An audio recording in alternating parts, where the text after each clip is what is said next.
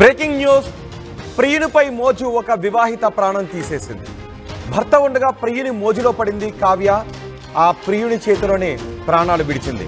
బెడ్రూమ్లో కావ్యను చంపేశాడు ప్రియుడు వాసు. గతంలో రెయిన్బో హాస్పిటల్లో ఆయాగా పనిచేసింది కావ్య.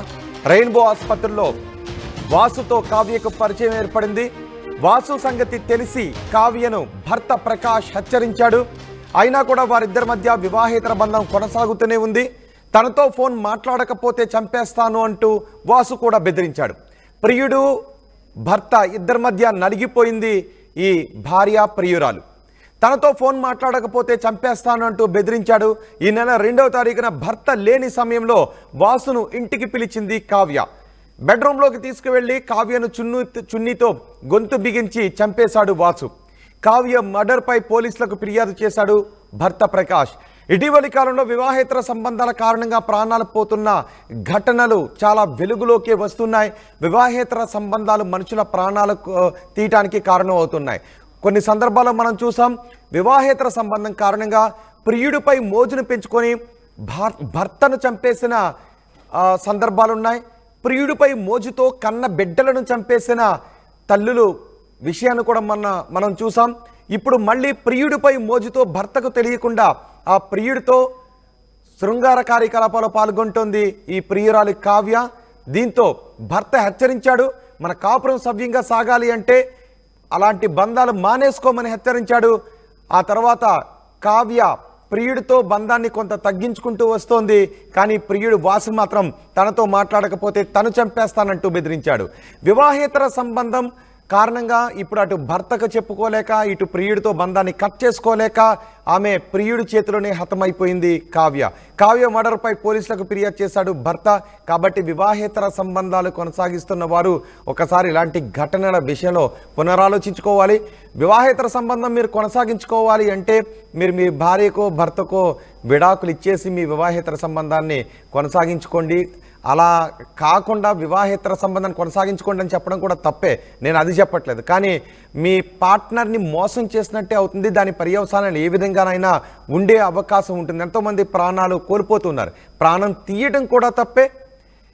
ఇప్పుడు కావ్య మర్డర్పై భర్త పోలీసులకు ఫిర్యాదు చేయడంతో వాసుపై పోలీసులు కేసు నమోదు చేసినట్టుగా తెలుస్తోంది. మా ప్రతినిధి రాజేష్ ఉన్నారు పూర్తి సమాచారం అందించడానికి. రాజేష్, ఇప్పుడు కావ్య మర్డర్ తర్వాత పోలీసులు ఎటువంటి కేసు నమోదు చేశారు?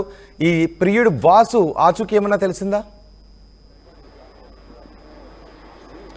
ప్రస్తుతం ఆ లామ్ వాసు అనే వ్యక్తి కోసం పోలీసులు అయితే గాలిస్తున్నారు. పటమట పోలీస్ స్టేషన్లో కేసు అయితే నమోదైంది. లామ్ వాసు ప్రస్తుతం పరారీలో ఉన్నారని పోలీసులు కూడా చెప్తున్నారు. అతని మీద కేసు కూడా నమోదైంది. కుటుంబ సభ్యులు ఇచ్చిన ఫిర్యాదు మేరకు అతని మీద కేసు అయితే నమోదు చేస్తారు. అయితే నిడమానూరులో జరిగినటువంటి ఈ ఘటన ఇప్పుడు సోషల్ మీడియాలో పెద్ద ఎత్తున చర్చకు దారితీస్తుంది. అక్కడ మనకి విజువల్స్లో కూడా మనం చూస్తున్నాము.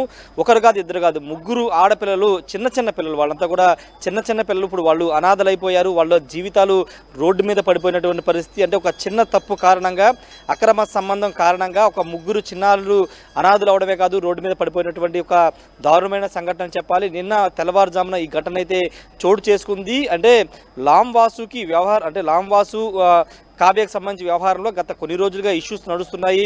తన వద్దకు రావద్దంటూ కావ్య కూడా హెచ్చరిస్తున్నప్పటికీ అయితే భార్యాభర్తల మధ్య ఇష్యూస్ నడుస్తున్నాయి. కానీ లామ్ వాసు వ్యవహారంలో మాత్రం కావ్య కూడా వెనక్కి తగ్గి అతనికి దూరంగా ఉంటున్నటువంటి పరిస్థితి, ఉద్యోగం కూడా మానేసి ఇంటి వద్ద ఉంటున్నటువంటి పరిస్థితి. కానీ లామ్ వాసు దీన్ని, అంటే కావ్య తనతో మాట్లాడట్లేదనే ఒక కారణంతో, తనని అవాయిడ్ చేస్తున్న కారణంతో కక్ష పెంచుకుని ఎట్లయినా చంపేయాలనే ఉద్దేశంతో మాట్లాడాలని నమ్మబలికించి ఇంటికి వెళ్ళి అత్యంత పాశవికంగా ఉరివేసి మెడతో చున్నితో ఉరివేసి చంపేసినటువంటి దారుణమైన ఘటన అని చెప్పాలి. ప్రస్తుతం అతని మీద అయితే కేసు నమోదైంది. అయితే సొసైటీలో మనం రోజు చూస్తున్నాం, మీరు ఇంతకుముందు చెప్పినట్టే అనేక కేసులు, ఇలాంటి కేసులు చూస్తూనే ఉన్నాము. ప్రియుడి మోజులో పడి పిల్లల్ని చంపేయడం కానీ, భర్తను చంపేయడం, లేకపోతే భర్త నుంచి ఇలా అనేక రకాల కేసులు జరుగుతున్నప్పటికీ సొసైటీలో మార్పు అనేది రావట్లేదు. అక్రమ సంబంధాల కారణంగా కుటుంబాలు మొత్తం నాశనం అయిపోతున్నాయి. చిన్న పిల్లలు రోడ్డును పడుతున్న సంఘటనలు చూస్తున్నప్పటికీ కావ్య మళ్ళీ అదే తప్పు చేసింది.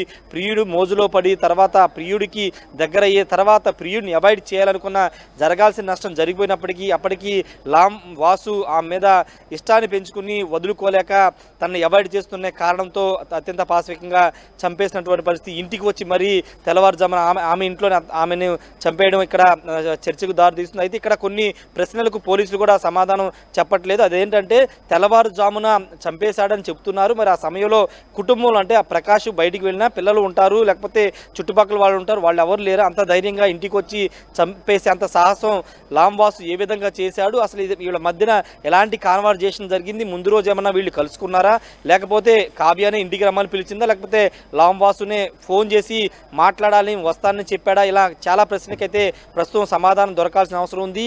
లాంవాసుని అదుపులో తీసుకున్న తర్వాత పూర్తి వివరాలు చెబుతామని పటమట పోలీసులు అయితే చెబుతున్నారు. ఏదేమైనప్పటికీ విజయవాడలో ఈ హత్య అనేది కలకలం రేపింది. ఇంటిలోకి వెళ్ళి ప్రియుడే ఈ విధంగా చున్నీతో ఉరివేసి చంపడం అనేది అత్యంత పాశవిక ఘటనగా అందరూ అభివర్ణిస్తున్నారు రోహిత్. ఏదేమైనప్పటికీ ఈ కేసులో ప్రస్తుతం అయితే కేసు అయితే నమోదైంది. పిల్లలు మాత్రం వాళ్ళ అమ్మమ్మ దగ్గర ప్రస్తుతానికైతే ఉన్నారు రోహిత్. రైట్ రాజేష్, వివాహేతర సంబంధం ఒక వివాహిత ప్రాణాన్ని తీసింది, ఒక మహిళ ప్రాణాన్ని తీసింది. విజయవాడ నిడమానూరులో ఈ ఘటన చోటు చేసుకుంది. బెడ్రూమ్లోనే కావ్యను చంపేశాడు ప్రియుడు. గతంలో రెయిన్బో హాస్పిటల్లో ఆయాగా పనిచేసింది కావ్య. భర్తకు తెలియకుండా ప్రియునితో ఆమె కలుస్తూ ఉండేది. కానీ భర్త హెచ్చరించాడు, అలాంటి సంబంధాలు మానేసుకోమని, అతనికి ఫోన్ చేయొద్దని. అయినప్పటికీ కూడా కావ్య అతనికి ఫోన్ చేస్తూనే ఉంది.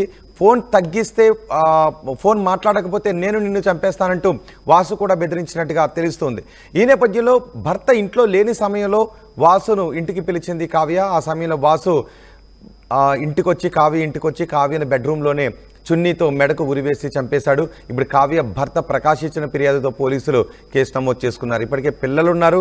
ఆ పిల్లలు అనాథల పాలైపోయారంటూ చుట్టుపక్కల వారు కన్నీరు మున్నీరు అవుతున్నారు.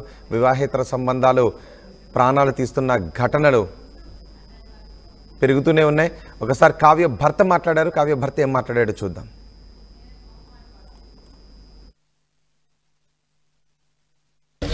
వాసు అంటే వాడి పేరు.